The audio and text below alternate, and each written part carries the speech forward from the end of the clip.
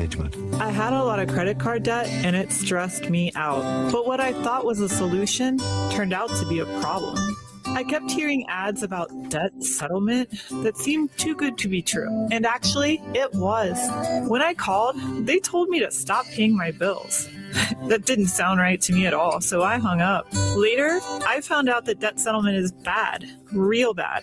Then I learned that there is a right way to pay off your credit cards. It's called a debt management program from the great team at Trinity. Trinity had a plan. In the end, I paid off my bills, I saved thousands, and I even improved my credit score. If credit card debt has you down, call Trinity at 1-800-936-5496. My name is Heather. Please forget debt settlement and remember Trinity Debt Management. 1-800-936-5496. Rocket 1025 KLOE Goodland, Colby, Burlington. Looking for serious truck savings? Head to Hurl Chevrolet GMC in Goodland and check out these Chevrolet deals happening now. Drive home at 26 Chevy Silverado 1500 Custom with up to $6,000 in rebates, now just $45,335. Need more features? Step into a 2026 Chevy Silverado 1500 LT with up to $5,750 in rebates, now $52,040. Power, capability, and value, all backed by the Chevrolet name. See the lineup today at Hurl Chevrolet GMC in Goodland, online at hurlchev.com. If you're shopping for a banking institution, visit with Equity Bank of Hoxie, Grinnell, and Quinter, Kansas. The Equity Bank is heavily invested in local business and activities contributing in many ways back to their community. Their employees are involved with many organizations and area events. Plus, a lot of experience comes with that staff. You'll find valuable local assistance when you bank at the Equity Bank of Hoxie, Grinnell, Quinter, and other locations in Western Kansas. The Equity Bank, member FDIC.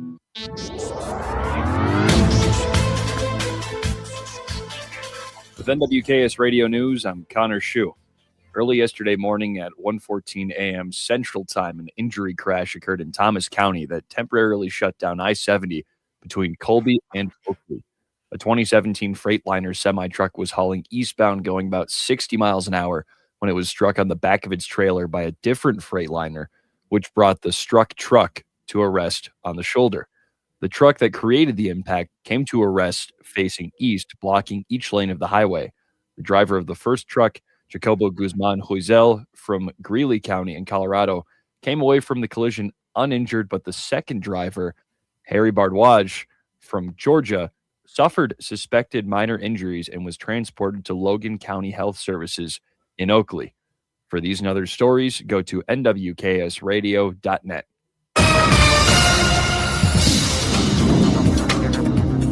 Today, highs will reach into the 70s with west-southwesterly winds around 10 miles per hour this morning, increasing to 20 to 30 miles per hour this afternoon, and gusting 40 miles per hour along the Three Corners area. Red flag warnings for Yuma, Kit Carson County, Colorado, Dundee, and Cheyenne. Could also see a few points of evening rain and isolated lightning strikes elevating fire risk, and blowing dust is possible as well. Lows will be in the upper 20s to low 30s. Tomorrow will be mostly sunny, dry, and cooler with highs 60 to 65, lows around 30. Northwest winds at 5 to 15 miles per hour. Friday warms back into the upper 60s to low 70s under northwesterly winds and breezy at 15 to 30 miles per hour, possibly elevating fire conditions again. Over the weekend, it'll be partly cloudy, breezy with highs in the 40s to around 50. With only minor chances for precipitation. It's meteorologist Chris Stromick in the NWKS Radio Weather Center.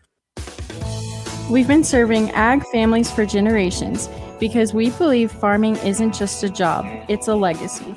Whether you're just starting out or expanding your operation, F&B Bank has flexible lending solutions designed for you. This is Loan Officer Kennedy Frank at F&B Bank. We're proud to be your hometown ag lender, member FDIC.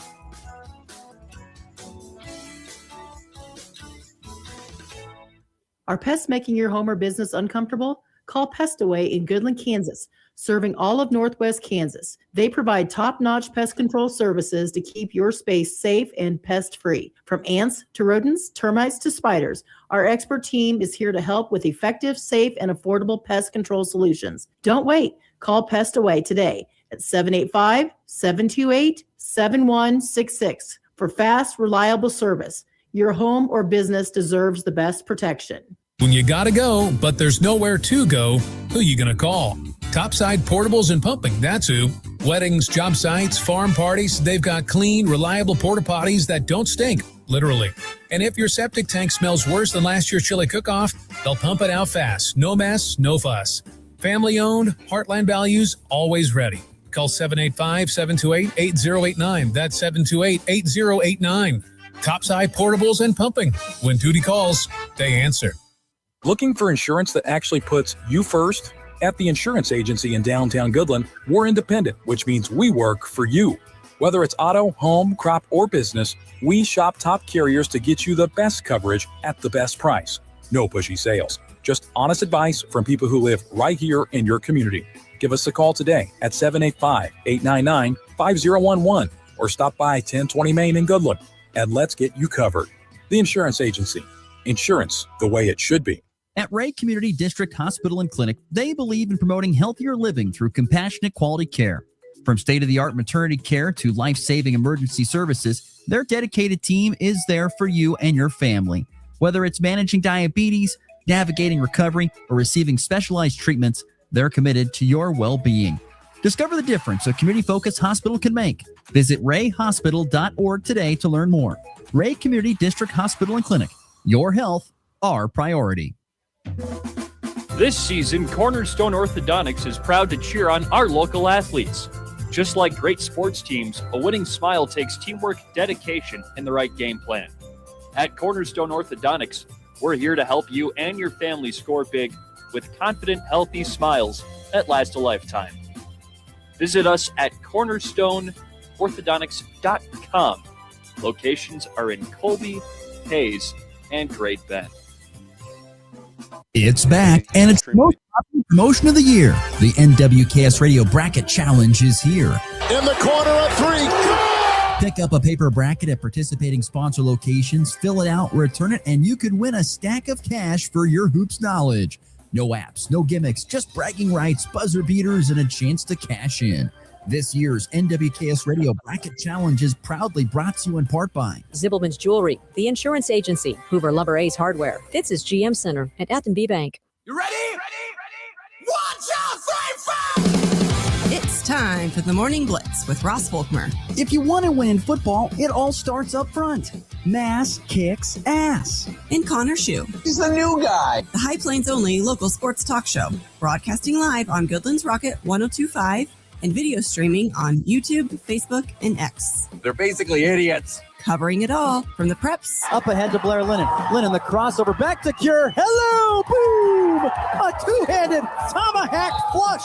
To the pros. Shotgun snap to Nix. Protection is good. Bold loads it up. He's got it. A receiver there. Franklin makes the catch in the end zone. Touchdown, Denver. The Blitz is presented by Pearl Chevrolet GMC, Hoover Lumber Ace Hardware, and F&B Bank. Along with Equity Bank of Hoxie, Quinter, and Grinnell, the Insurance Agency, Pestaway LLC, Topside Portables and Puffing, and the Farmer State Bank in Oakley. Let's go to work. They find Avila, right wing 3. Bang! Robbie, back in the game. Lobs it past right corner, caught by Case, drives it alley. You caught it, jammed by Mara. Adai started that sequence, and he finishes it with authority. Barrett, tip of the logo, goes between the legs, gets right to the lane, a little runner high off the glass and in. Barrett makes it a 2-possession game. Juan goes in, spins left, back right, spins left, up, and out the basket. Clary drives it all the way into the paint. Little runner from 6 crawls off. No good. Unlucky. Rebound ricochets to Clary underneath. Shovels it to Christian Coleman and slams it in. Oh, my word. Bounce pass goes out high to Hayes. And he tried to hand it off. Bateman, another steal. Jamarian stuffs it with the right hand. Tell you what, a sneaky good night in basketball last night there, Connor. That was kind of good. I didn't know. I would agree. It started off bad. I mean, Notre Dame just got absolutely schmacked by Notre Dame. That shouldn't have been on national television. I mean, ESPN got a drubbing, if that's what they were hoping for. They got that for sure. That was a 44-point loss. I think it was the largest home or the second largest home loss for Notre Dame at home in the history of the program. I saw that, yeah. Not good. Wow. That was bad. I mean, it really makes me sad. Do you remember the Notre Dame team that made the run, I think, to the Elite Eight? Might have been Sweet 16. It might have been Elite 8. What year was that? Oh, gosh, like 2011, 2012. Oh, like Luke Herringody? That's right. And the great Patty Connaughton. Patty Connaughton. Also a baseball player. The great Patty Connaughton. Yes, he was phenomenal. I loved watching that Notre Dame team. That NCAA tournament was a heart-wrencher for me because Notre Dame played Wisconsin in, like, I think the Elite 8. Might have been the Sweet 16, but I think it was the Elite 8 for a chance to go to the Final Four. And I loved Wisconsin's Frank Kaminsky. I loved Frank the Tank. Yes. So I loved that match. I hated the matchup because I wanted both teams to win. But, man, Pat Connaughton and Frank Kaminsky, that was great. Anyway, I was thinking about that last night as I was watching just a little bit of Duke. I mean, honest to goodness, I watched some of that game, Connor. It was like Duke was playing against its JV squad. They were not interested. Duke was not. I mean, they were just like, we're here, and we're going to beat the living you-know-what out of you. And they did it very easily. Also, Notre Dame's been out. They've been without their best player for the entire year, Marcus Burton. So It's like, I don't know how much better he'd make them, but still, maybe he'd make it a 30-point blowout instead. I mean, Micah Shrewsbury, their head coach, has got a lot of work to do to get them going in the right direction. Yes. It's been a tough couple of years for him since he led Penn State, which, if there's a man to do it, it's probably him. To take Penn State, I think, to the second round of the NCAA tournament. No one does that. No one does that, but Mike Shrewsbury does. But now he's got another massive rebuild in his hands at Notre Dame. That was a bad way to start the night. But there were some great games throughout the night, including Arizona Baylor, which was a shocker. I watched pretty much the entire second half of that one. That was so much fun. And Arizona pulled it out at the end, but there was a period, I think, from like the 15-minute mark to about the 5-minute mark where they were just trading buckets, and it would be Baylor lead, Arizona lead, and it would just keep flip-flopping. Man, that kid Cameron Carr for Baylor, the lanky forward, he had like 26 last night. I think he's number 43, right? 43. He's I've been seeing draft buzz for him throughout the year. He might be a lottery pick. That kid is a Baylor always athlete. has at least one guy that's like that. Some super long, athletic Kevin Durant looking kid that's out there that's super long and athletic. They always at least have one. He can shoot too, man. And I mean, on the other side, obviously Arizona has all that size that we've talked about every time we've brought him up. But that kid, Braden Burries, the freshman, he can play. Did you see that poster? Yeah, they've got freaks everywhere. That's why I think they're one of the two best teams in all of college basketball. Yes. There's two teams that can, no matter what's happened, I don't care if Duke beat them or whatever, I still think Michigan and Arizona are the two most talented teams in college basketball. That does not mean they're going to make it to the Final Four. That does not mean they're going to win national championships. Nothing's promised. But they are very good. If there is a bit of a concern, particularly more for Michigan than Arizona, it's that they are too streaky and they need to be more consistent from deep. They let Minnesota in for a little bit last night. Yes, that was a close game, 10-point game when it's all said and done. But there were fisticuffs in Virginia, NC State last night. Texas Tech got rolled Cincinnati. Good win for them without Toppin last night. How about the upsets of last night? UCF beat BYU pretty handily. And then you had Mizzou take down Tennessee, number 22 Tennessee. It's just been a bloodbath in the SEC. It's there's not really any dominant team there, maybe besides Florida. And then the Billikens losing to Dayton pretty handily last night. You know who didn't lose last night? Miami of Ohio. That's correct. That is correct. And I was very happy to see Auburn lose. I do not want to see a team with that many losses in the tournament because they're projected as like a 10 seed. No, I can't believe it. Well, Miami of Ohio, 28-0H. I love that. 28-0. They're representing the state very well. I'll give it to them. Yep, it's so like I said, an interesting night of college basketball last night. But anyway, coming up on today's program, lots to get to. I was able to visit with. Unfortunately, I had some technical difficulties. Connor tried to join us, but we couldn't. But Eric Sorensen of D1 Baseball joined me yesterday. Visited with him about the beginning of the college baseball season. And so I'll play the interview for you coming up here in our second segment of the day, talking about KU, K-State, some Nebraska baseball, and some of the big programs around the area. He even had something to say about Connor's alma mater, which I find to be funny. Probably that we're the worst team in the Big Ten. Maybe we're 5-2 start. We will get to that at the bottom of the hour. Do I want to hear it? Yes, Connor does want to hear it. God. We will touch on some college basketball that's on tap for tonight, including Colby Community College, Fort Hays Tech Northwest playing over at CCC. Are you behind the mic for some PA tonight? I am not. You have not, I not get a gotten night the off. text yet. Not gotten the message yet. No, Okay. I asked about it last week. I'm good this Okay, time he's around. good to go. So anyway, that's tonight, and then K-State, Colorado, and Nebraska all on the hardwood tonight on a Wednesday night of college hoops. So we'll get to all that coming up. And then we have the question of the day. We do this every now and then. And so we discussed this yesterday. Connor's actually pretty excited about this. I'm excited about it because I thought about it, honestly, while I was in the shower. I know this is stupid, but this is where some of my best thoughts come from, apparently. I was in the shower, and I was thinking about we were going to have Cole Garcia on yesterday, and we did. Great interview if you want to go listen to that. Colby High School wrestling coach, listen on the podcast.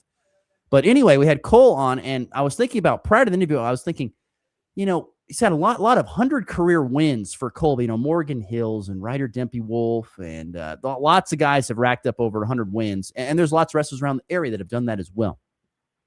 But last year, the big thing was, at least in this neck of the woods, was the 1,000-point career scorers. Brady Brumbaugh at Goodland, Guy Tubbs at Colby, Jackson.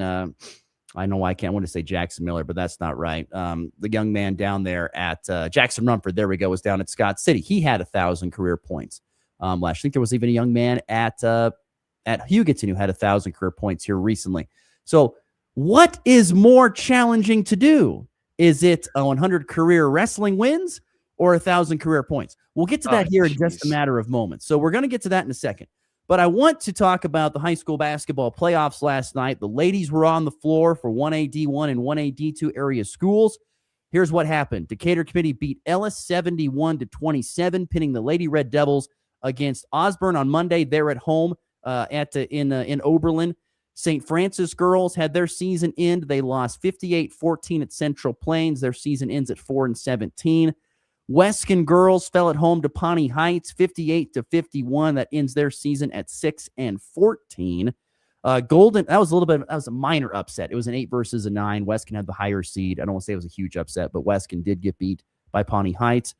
Golden Plains girls winning easily over Tri-Plains Brewster, 57-20. Lady Bulldogs head to Wheatland Grinnell on Monday. Tri-Plains Brewster ends its season at 3-18. I don't mean to stick the knife in and twist, but it was a tough year for Tri-Plains Brewster basketball. They won a combined boys and girls 4 games. It's a very tough year. Feel bad for Tri-Plains Brewster basketball. Tough year for them. And then Wallace County girls rolled Otis Bison 77-29. Lady Wildcats advance in the semifinals. They get Western Plains coming up here on Monday. So once again, the teams that played last night and won will play again on Monday. Some ridiculous scores here, Russ. The first round is usually kind of lopsided.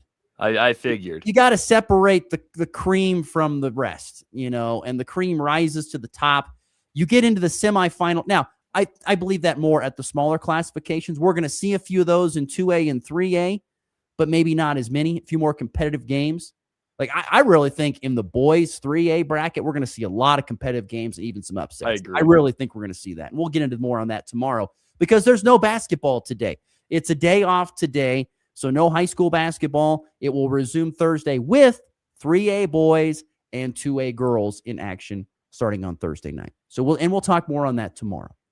So there's your update from the scoreboard. Did want to quickly mention that teams that had byes yesterday, which included Shiland girls, Wheatland Grinnell girls, Quinter girls. Shiland will get Northern Valley in Goodland on Monday. Wheatland Grinnell will host Golden Plains, as previously mentioned. And Quinter, who had a bye, they will host Victoria. And those are your next round of games coming up on Monday for those area teams. So there you go. I wanted to get to the scoreboard real quickly. And for the next 10 to 15 minutes or so, and we would love to hear your thoughts on the FB Bank text line, 785-899-2222. Question of the day. In your opinion, what is harder to do? 100 career wrestling wins in high school or 1,000 career points? Love to hear the thoughts on this. I've gone back and forth. I've done some math. I'm doing that in my head right now. I'm trying to think. I was doing it last night on the couch. I was doing some little bit of math. And so hit us up, FB Bank text line 785-899-2222, or you can hit us on the Hurl Chevrolet GMC video stream on YouTube, Facebook, and X. We can get your thoughts and comments there as well if you'd like to let us know. 100 career wrestling wins or 1,000 career points. Do you want to lead with this, or would you like me to lead while you do some math in your head? I'll just throw some crap out to start. Okay. The gut if it sticks.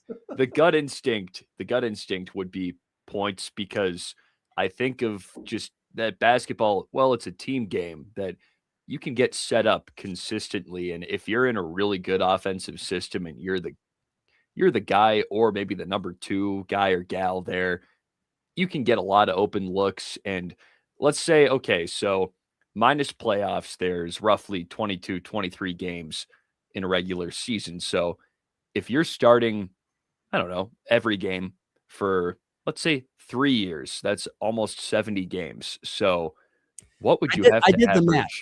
I did the math. So if you started every game from your freshman year to senior year in basketball, if you started every game, and I did an average of around 22 games, because some teams are playing 25, some are playing 20, 21. Yeah. So I did 22, I think is the average I did. So if you're playing 22 games a season and you play and you're on the basketball floor and you start every year for 4 years, you have to average 11 points per game. Okay, that's given that you're starting as a freshman. Exactly. Now, if you take off a year and let's say you're like, I'm going to use the example of a local kid, Connor Collett, who didn't play much as a varsity player at all as a freshman, but is as a sophomore, he needs to average around 14 points per game. That's still... And he's well on his way over that, by the way, for Connor Collett, averaging over 16, close to 17 points per game. And then if you only play 2 years, you have to have 20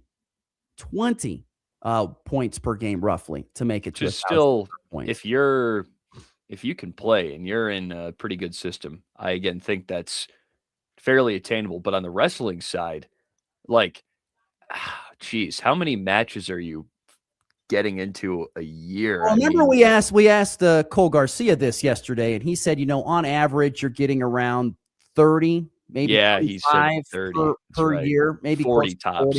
40 tops. And so, you're going to have to, if you can go out and win 30 a year, you're going to make it there pretty good. That's kind of the basic math in my mind.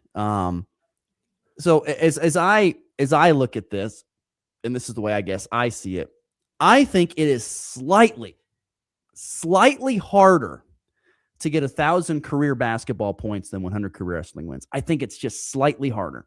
Tell me if this is off base at all. And in wrestling, maybe if you're going to get a few easier draws in there, just potentially just by, I don't know, wrestling in a certain area. And obviously this is a good wrestling area, but maybe if you're in a certain weight class, you can just sometimes you could luck into a weight class where there's maybe not as much talent wrestling wise and, get that a little easier. I don't know how prevalent that is or if that happens or what that's like, because I don't know much about wrestling. I mean, I'm much more well-versed in basketball here, so it's kind of wading into some uncharted territory here, but it's tough. I wish we could get someone on here who wrestled and played basketball in high school. I feel like that hypothetical person would have the best read on it.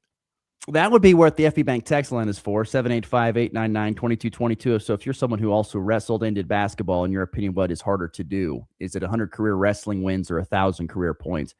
Drew, FB Bank text line, says he thinks it's 100 wins on the mat. So does our great listener, Jared. He thinks it's wrestling as well. The reason why I think it's harder in basketball, and I could be wrong on this. If you're at 100 career wrestling wins, I think most of the time, if you're a wrestler, I feel like, and I don't know, I guess I shouldn't say this, but that's not exactly always true. But I would say in wrestling, you're always wrestling someone. Usually, if you're a good wrestler, you're wrestling against someone in your own weight class. Yeah, and so you're not wrestling someone bigger. You might be wrestling somebody smaller, but usually, if you're in your weight class, if you're in the correct weight class, you're wrestling someone your size. Now, that doesn't mean that technique. it's easy. That doesn't mean it's easy because you got to be, like you said, you got to have great technique. And the other person is not going to just allow you to get pinned. But there are great wrestlers out there that can get to 100 wins rather easily just because they're so technically sound, they're so strong, and they're able to just get it done. I mean, I've seen guys go out there and just wipe the floor, be multi-state champs, all that kind of stuff. And so that's why I think, and wrestling is all about yourself. It's all about you to an extent, and your opponent, I guess. But you are in control. 1,000 career points is a little bit more challenge, in my opinion. And I'm not trying to down wrestling here because I think 100 career wins is still an amazing feat. But 1,000 career points, there's 5 other people on the floor. There's other people that are looking to score that are not purposefully, but can take away your points that you could score in 1,000 career points. So you have to, and if you're a good teammate, you're sharing the basketball with your team.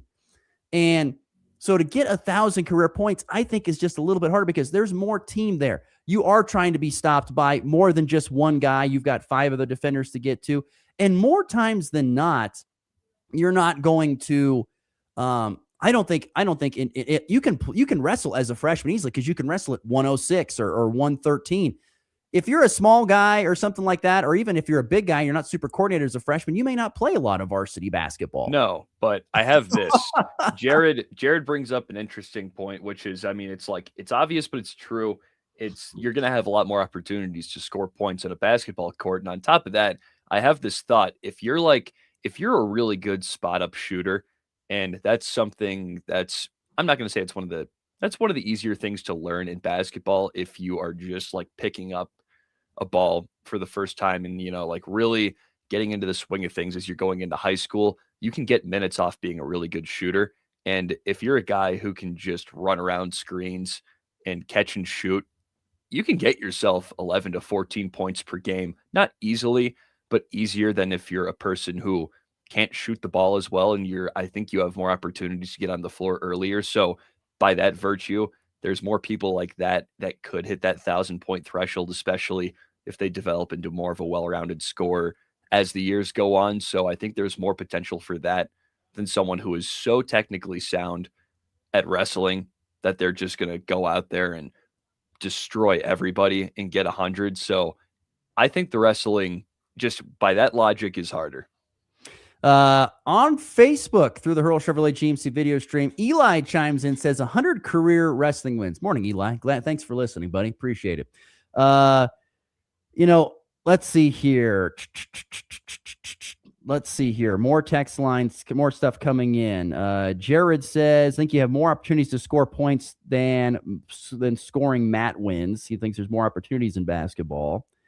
But there's 22 games. And there's 35 to 40 opportunities to wrestle. I mean, there's that. I think it's an impossible question. Think about this, though. If let's say you wrestle 30 times and you finish 15 and 15 every year, 4 years. I mean, what did you? Let's see. That's I guess not 100. Only 60. Okay, I'm short on that. So you got to get 20, 20, 20. So you got to get 20, 20, 20. You got to get 25, 25, 25. Yeah, I get it. But I'm thinking like 1 year, your senior year, you're experienced, you've got it. Your junior and senior year, you're going to win a few more. I don't know. I feel like if you're a really good wrestler, and most of the times a really good wrestler has been wrestling since they were like 8, 6. They've been wrestling for a long time. They're really say the same about basketball, though. True. I'm not saying that's not correct. The thing. And you're exactly right. That's how most 1,000 career points guys or girls are. They start out being just a player that comes off the bench and maybe hits, 2 or 3 threes a game, is just kind of a spot up shooter. And then they develop into something more. I've seen plenty of those guys over the course of time do that kind of stuff. Let's see here. Larry would have a great thought on this. Larry says, not sure comparing apples to apples or individual sport to a team sport. Let's see here. Oh, darn it. Let's see. I got to get to Larry here. Let's see. Teammates make you or break you, whereas a wrestler, you're always on your own. Thank you, Larry. That's what I thought too. So that's why it's so hard to compare. It's a tough question. Unnamed texter says, weight class and age have an effect on the 100 wins. Absolutely. But that's the thing. Like, you can wrestle, really. You can be a freshman and wrestle at 106. You can. If you're a scrawny, undersized guy that can't make the varsity team, because of you're not going to get a chance. You're going to have to make it up in the next 3 years is my point. Might be a really good shooter, but your shot gets blocked every time that you get out there because you're undersized, Maybe. It could be. Jared H chimes in my opinion, I wrestled in high school, 100 wins in wrestling. Basketball, if you have any poor night shooting, you can make it up another night. In wrestling, you lose. There's none getting that back. Great point, Jared.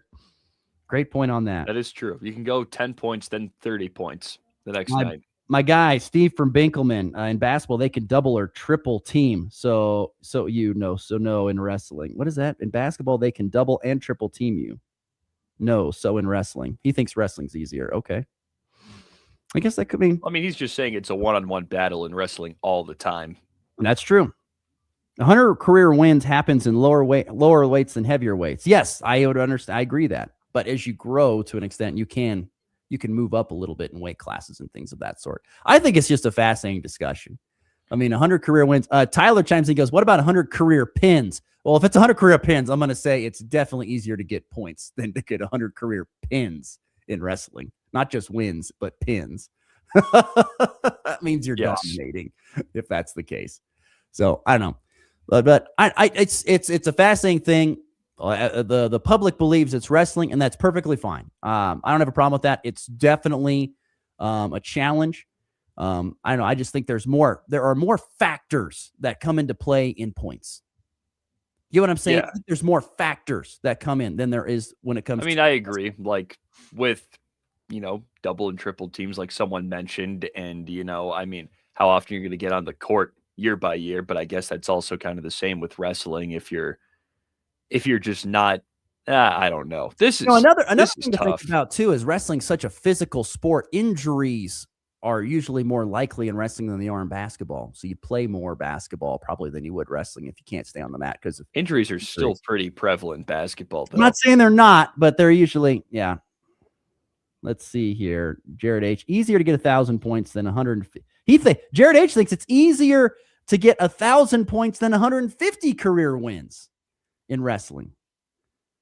Well, yeah. Yeah. I mean, that's for sure easier, right? Okay. Let's see. What else we got here? Michael, tough debate because you have to be a dominant state wrestler to get to that number and consistent 11 points every game starting from a freshman. It would be tough. Yes, that is the math that I did yesterday. 11 points as a freshman if you start all 4 years, 14 if you just start as a sophomore, 20 as a junior. So, yeah, you got to pick it up. But interesting question. We'll take your thoughts on that throughout the rest of the show. We got to get to break. But what is a harder feat, 100 career wrestling wins or 1,000 career points? Seen a lot of kids here locally recently either get to 1,000 career points last year or get to 100 wins in wrestling the previous few years. What is more of a challenge? Get your thoughts and comments throughout the rest of the show on our FB Bank text line, 785-899-2222. We'll take a break. Eric Sorensen, D1 Baseball, completely changed the gears here. We're going to talk some baseball next with Eric Sorensen about the college game and get to that next here on the Morning Blitz. It's time to step into premium capability at Hurl Chevrolet GMC in Goodland with strong GMC offers happening now. Get into a 2026 GMC Sierra 1500 Elevation with up to $7,000 in rebates, now $51,150. And if you're ready for a full-size luxury, the 2026 GMC Yukon features 1.9% APR for well-qualified buyers. Full design, professional-grade performance. GMC delivers power and refinement wherever the road takes you. Visit Hurl Chevrolet GMC in Goodland today or online at hurlchev.com. Kick off 2026 ready for whatever winter brings. At Hoover Lumber Ace Hardware in Goodland and Colby, they've got the gear to start the new year strong. Get organized with rugged storage totes. And when the snow starts falling, if it does, power through it with Ego and Craftsman snow blowers. Or if it's just the light stuff, blow it away with Ego leaf blowers. And don't forget ice melt to keep your sidewalk safe all season long. New year, winter ready. Hoover Lumber Ace Hardware in Goodland and Colby. Helpful folks, trusted brands, and everything you need to get it done. It's time for a check of the markets with the Anderson Trade Group on the Kansas Farm and Ranch Radio Network. Good morning. This is Tom Saludo with the Anderson Trade Group with your overnight market report on February 25th. In the overnight session, March corn was unchanged at 427, May was unchanged at 438, and July was unchanged at 447. March soybeans unchanged at 11.40 and a quarter. May soybeans up 1 at 11.56 and a quarter, and July soybeans up 1 and a quarter at 11.69 and a quarter. KC March wheat was down 4 at 550. May was down 4.5 at 562.5. In July was down 4.5 at 576 a quarter. Dow Jones is currently up 165 points at 49,403. The S&P is up 23 points at 6,927. NASDAQ is up 123 points at 25,152. Gold is up 28 points at 52.04 an ounce. Silver is up 3 points at 90.5, and crude oil is slightly up at 65.89 a barrel. If you're out in the Colorado area and have any grain to market or risk management questions, please call John Feeney or John Stiles at 970-744-4484, or you call the Overland Park office, myself, Tom Saludo, Jared Law, or Tyler Ghosh at 913-748-3000. Thank you. The Anderson Trade Group, proud market partners with Kansas Farm and Ranch Radio. Find out more at andersongrain.com. The risk of loss through trading futures and or options is substantial, and each investor or trader must consider whether this is a suitable investment. Past performance, whether actual or indicated, is not indicative of future results. The Anderson Trade Group has no guarantee that the advice given will result in profitable trades.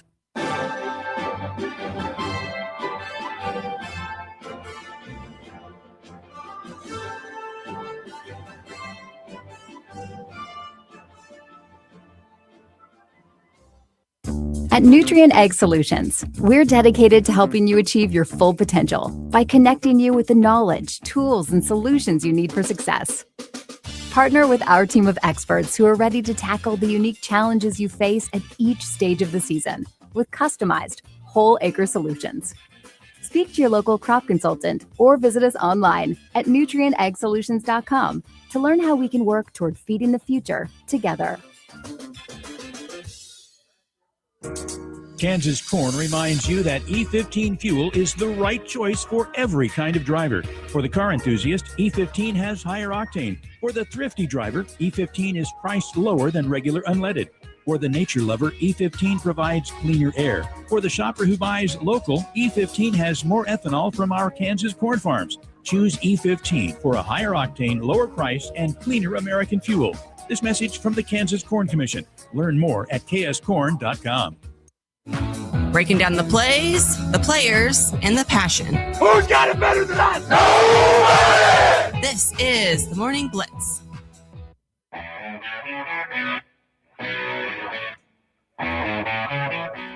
As I kind of thought, the text line would continue to roll in with some thoughts here throughout the break. Brian says, I got a question. When do they start counting your career points in basketball? It's varsity. When you start in varsity is when they start counting the career points, at least your career varsity point totals. That's how most schools do it. Jared H. says, either way, it doesn't matter. Both are accomplishments to be celebrated. Absolutely. It's true. And Texter says, easier to score 1,000 points in smaller classifications. See more freshmen, sophomore starting at 1A and 2A than 5A and 6A. That is true for sure.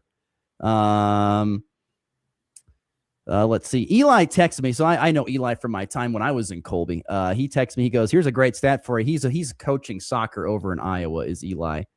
And he goes, Iowa's senior wrestler Deshaun Ross of Fort Dodge just won his 4th state title. He is 146-2, and he's at heavyweight.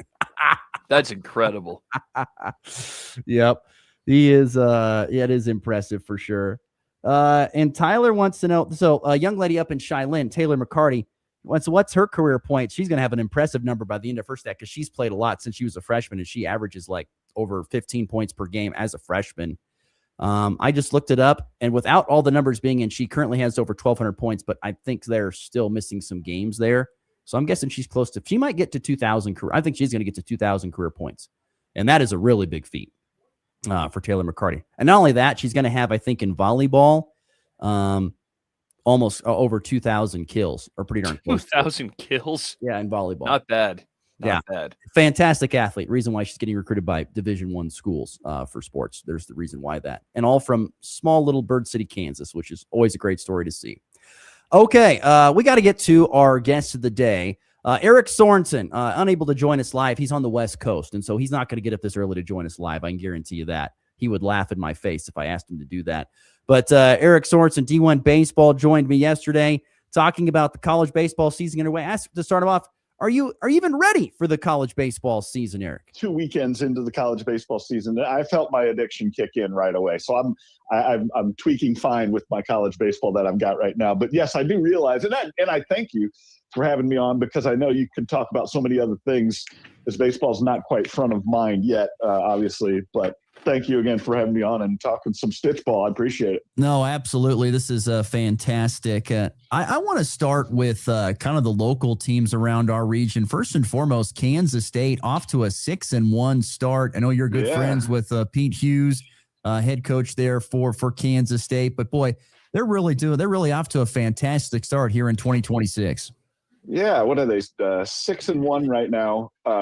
They've beaten some good teams. And this past weekend, they did drop a game to Auburn, but they beat Nebraska, beat Michigan, and really obliterated Penn State and Air Force and Iowa in the first weekend too. So they've played some good teams. They did lose the one game to Auburn, but this is a really good start for Pete Hughes' squad. And I know they were I don't think they were picked to be one of the top, like, 2 or 3 of the conference, but I think they're going to prove, in the Big 12 that is, but I think they're going to prove that to be wrong, because this is a great start for them. I was really excited to see that they've had such a good start.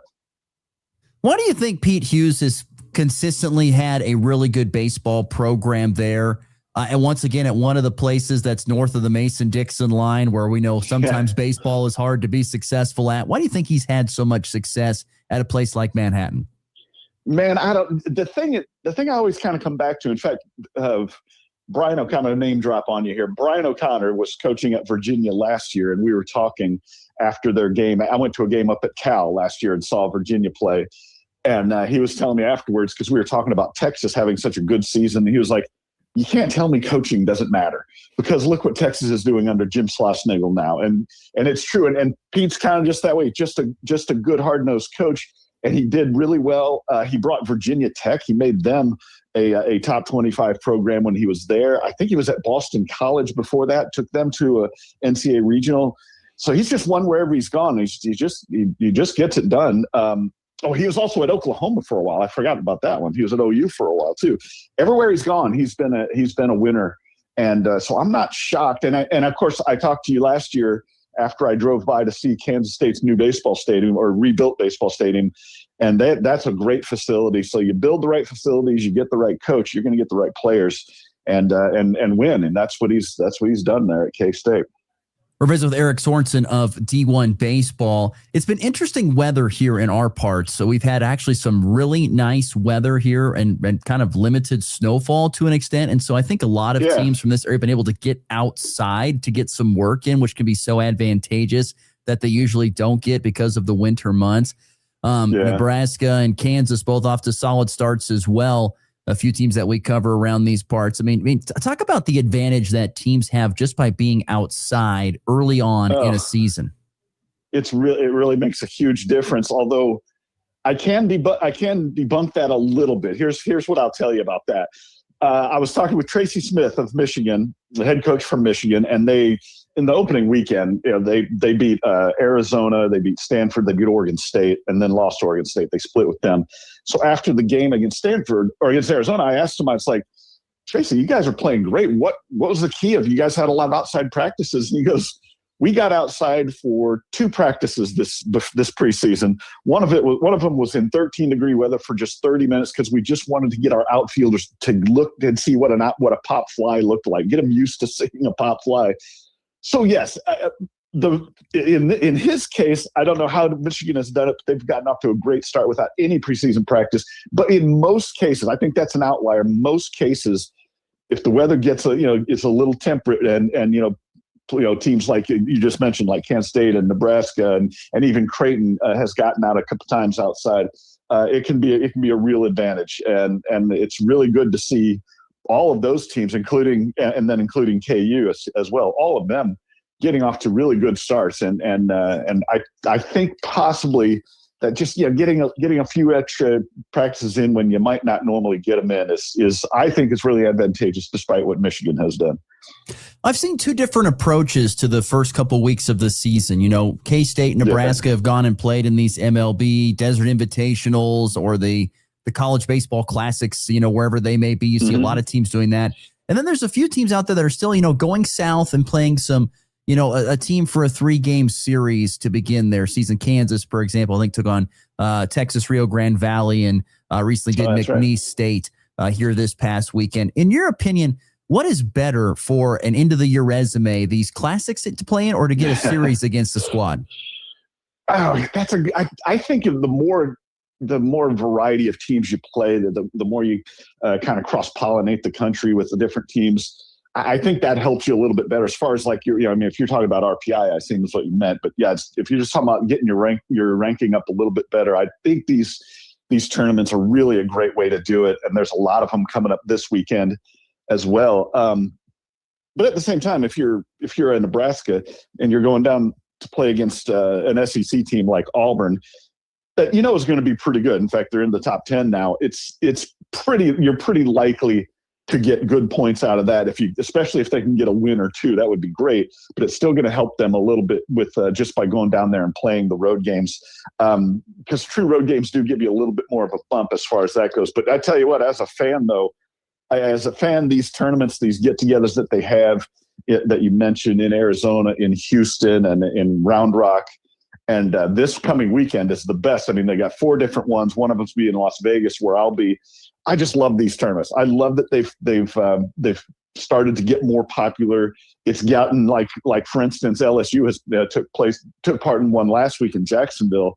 And last year I think they played at Globe Life Field last year in where the Texas Rangers play early on. And they've always had such crappy schedules early in the season for LSU. They don't need to play anybody good because their conference they can just play some tomato cans from up north and beat them and drum them, and then their RPI is still going to be fine because they can build it through the conference. But these tournaments have gotten teams like LSU out on the road more and playing in more far-flung places, and I love that. I think that's really great for the sport. Eric Sorensen continue to be our guest from D1 Baseball. On that same vein, or in that same vein, if you're Will Bolt at Nebraska, or you're Pete Hughes at Kansas State, or Dan Fitzgerald, Kansas, these teams on the northern side, you can pick another team as well that don't play down south or even in the SEC conference. How big is it to have what is the bar? Like, what do you want to try and do in the preseason before you get to conference play? I mean, obviously you want to win as many games as you can, but you're probably not going to go unbeaten. So what is kind of the bar to make yourself feel like we're in a good spot going into conference play? To me, these teams that you just mentioned and that we're talking about, I think they've scheduled really well. And I think it's a good thing to do to schedule as tough as you can. When it comes to Nebraska, it's a little bit different story because they're in the Big Ten, and last year was the first year of the expanded Big Ten, and the West Coast teams all kind of dominated. They all finished in the top 5, all 4 of them. So Nebraska there's some teams that can weaken their schedule in conference still. I mean, if you have like Ohio State was really crappy last year, and Penn State hasn't been good in a while. So if you play the better competition you play early on the season, it's going to help your RPI the most because there are going to be these kind of what I like to call anchor weekends where you're playing against a conference opponent. You can't help, you have to play them, and they're just not they're going to drag down your RPI a little bit. So I think the northern teams that can go down and can pull some W's, which all the local ones you talked about have, if they can do that, I think all of them are set up pretty well for when the end of May comes, and they're maybe on the bubble or something. They've got some wins to point to and say, hey, look, we went on the road, we challenged ourselves. And the selection committee does notice that. They notice teams getting on planes and going places and playing on the road. First month of the season practically all on the road. They notice those kind of things, and I think they give them a little bit of quarter for that when it comes to selection time. So they get a quarter even though they may not win. Is that correct? And just maybe it's more of a 50-cent piece if they do win or something like that? Yeah, that's actually a good way to put it. You're right, though. I mean, because if Nebraska goes down and plays Auburn and they lose all 3 bad, I guess they're not going to get any kind of credit for that. So you do have to schedule well, but you do have to pull some W's. They do have to pull some wins. It can't be just, they start 0-10. Oh, but look who they've played. They've gone on the road and played all these great teams. So you still got to win some of these games. And I'm kind of crossing my fingers. I'm hoping Nebraska can pull a W or 2 down at Auburn. Yeah, you and me both, brother. That'd be great. When you look at what you've seen thus far, you've gone to some other things, you've watched some games. What have been some things that really stood out that have impressed you, some teams, some players that you've seen to this point? Yeah, man, I got to start with the team local to me here, UCLA, the number one team in the country. You know, I've seen them twice, I guess 3 times now, twice against TCU this past weekend. That was the number 17 in the country. And UCLA just dismantled them. They beat them 30-8, by a combined 30-8 in those 3 games. Rock Chalowski, the shortstop, probably going to be the first draft pick in the MLB draft this July. He hasn't disappointed. He's hit 5 home runs already. He hit a grand slam against TCU. It's just and their pitching has been just epic so far. I've really been impressed with them. I have to admit. And actually, I saw a couple of other good teams. Oregon State has played fairly well. They played. They opened that surprise tournament in Surprise, Arizona, and went 3-1 down there. They just kind of look like the same old Oregon State, really. And their pitcher Dax Whitney hit 100 on the guns the other day and had 17 strikeouts. For him to do that this early in the season, usually you don't get that long of an outing as a pitcher in your second start of the year, but he had 17 strikeouts, and that's pretty remarkable. It's just an amazing content. And again, Oregon State's going to be good. And then I'm looking forward to, like, this week. I got the assignment to go to Vegas to see UC Irvine, Oregon, Vanderbilt, and Arizona. And I'm really looking forward to seeing what kind of team Vanderbilt has. And Oregon's unbeaten, but they've played nobody yet. So I'm looking forward to that. So yeah, there's been a couple of star players that I know are going to be MLB players here in a few years. Chalowski, one of them, and Dax Whitney of Oregon State, another one of them. They've been part of the 2 better teams I've seen so far. I was curious, looking at the big picture of college baseball, for so long, and I think even continued, the powers lie in the southeast part of the United States. Do you feel any more of a shift or more balance of power coming back out to the West Coast and other places across the country? It kind of. I mean, I think when you talk West Coast, as far as West Coast baseball goes, you really kind of have to have teams like USC and Stanford and Oregon State and UCLA. You have to have them be good. They can't be bad. Like, there's been some seasons where not all of them were all that great, and it's really hurt the West. I think this year all 4 of those teams are pretty good. I'm still kind of the jury's still out a little bit on Stanford. I saw them play this year earlier too. A little bit, but the rest of I think you got Oregon, who's in the top. I think Oregon's in the top 10 in one of the rankings, not in D1s though. I think they're kind of getting a little bit of a short shift on the D1 side, but I think they're going to be really good. Oregon, as I mentioned, Oregon State's look pretty good. I'm not sure as far as the shift to the West, I'm not sure if it'll ever be quite what it used to, like in our days, when you and I were living in Omaha, and I know you remember, like, Cal State Fullerton being there just about every year, and Long Beach State would come around and, every once in a while. And those programs just can't keep up with some of the Power 4 conference programs that are out there now, just because of money. They just don't have a lot of money. So I'm not sure if it'll ever be quite as strong as it used to be, or as it was. Like, I remember the first year I moved out here to California, the championship game in Omaha for the College World Series was between Cal State Cal State Fullerton and Cal State Fullerton Pepperdine. It was like that was the championship game. I don't think that'll ever happen again. I don't see Pepperdine and Cal State Fullerton being national champion contenders anymore, and that's kind of sad.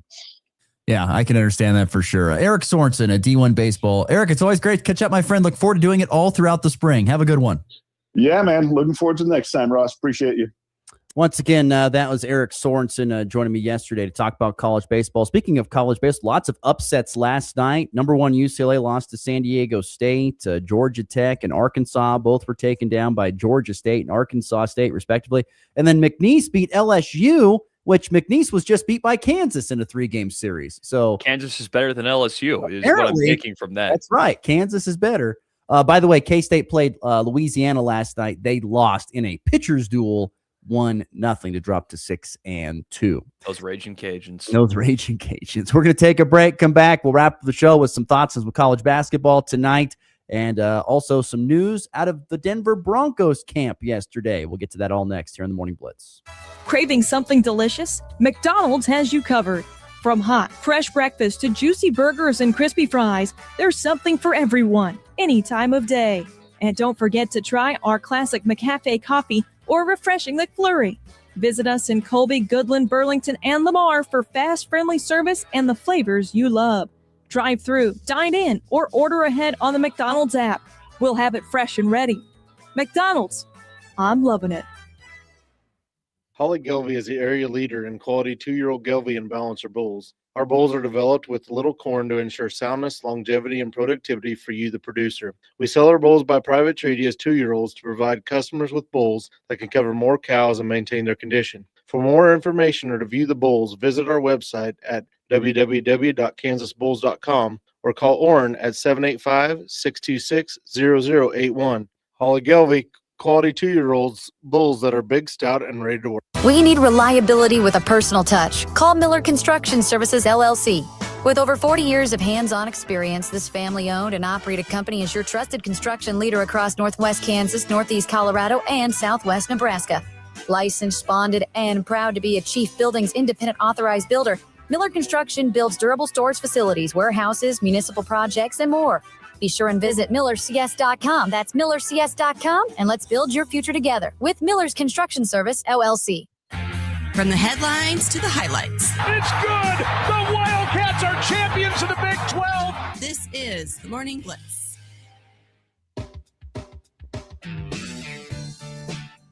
I thought we'd get a lot of response from our question of the day, and we have. Our Facebook page has been lighting up with some thoughts and comments throughout the interview there. So appreciate everyone chiming in with some thoughts and opinions on what is harder, 100 career wrestling wins or 1,000 career points in basketball for a high schooler. So fascinating question that, once again, appreciate everyone chiming in and giving up their thoughts and opinions on that here today. Plenty of college basketball on tap for tonight. Starting locally, Colby Community College hosting Fort Hays Tech Northwest. Talk about 4 teams that desperately need wins.